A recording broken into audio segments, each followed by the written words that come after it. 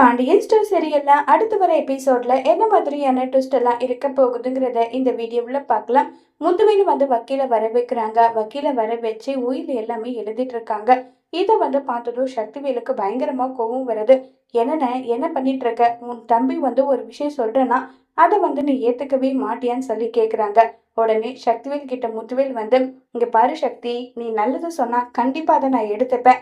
ஆனா நீ பண்ணிட்டு இருக்கிறது எல்லாமே ஃப்ராடு, பித்தலாட்ட வேலை. அந்த விஷயத்துக்கு நான் எதுக்காக சப்போர்ட் பண்ணணும்? நான் என்ன சொன்னனோ அதுபடிதான். பழனிக்கு ஒரு பங்கு, அதே மாதிரி கோமதிக்கு ஒரு பங்கு இது வரப்போகுதுன்னு சொல்லி கோவப்பட்டு பேசுறாங்க. இது கேட்டதும் இதை எதுக்காகவும் யாருக்காகவும் நான் ஒத்துக்கவே மாட்டேனே.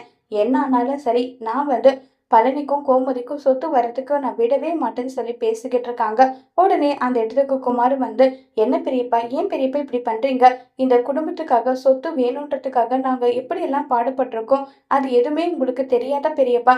போயும் போயும் ஓடி போன கோமதிக்காக கொடுக்குறீங்கன்னு சொன்னதும் காந்திமதி குமார் கன்னத்திலே பல்லான்னு ஒண்ணு விடுறாங்க.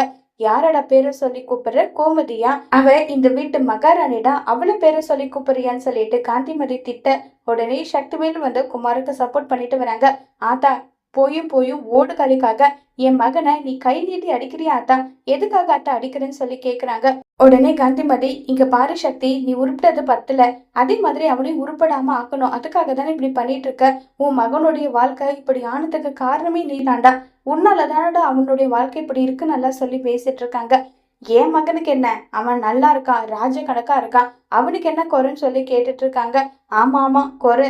இங்க பாரு, ஒழுங்கு மரியாதையா நான் என்ன சொல்லணும் அதுபடி கேட்கறது தான் உங்க வேலை. இங்க பாரு ஆத்தா, உனக்கு வயசாயிடுச்சு. வயசான நேரத்துல வயசான காலத்துல எப்படி உட்கார்ந்துட்டு இருக்கணுமோ அப்படி உட்கார்ந்துட்டு இருக்கிற வழிய பாரு. அதை விட்டுட்டு தேவையில்லாம ஏதாவது பண்ணிட்டு இருந்த உன்னை என்ன பண்ணுவான்னு எனக்கே தெரியாதுன்னு சொல்லி கோவமா திட்டிட்டு அங்கிருந்து கிளம்பி போயிடுறாங்க.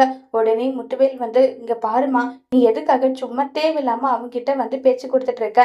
என்ன ஆனாலும் சரி, நான் சொத்தை ரெண்டா தான் பிரிக்க போறேன். நீங்க எதை நினைச்சு கவலைப்படாம இருங்கன்னு சொல்லி முத்துவேல் காந்திமதியை சமாதானப்படுத்திட்டு இருக்காங்க.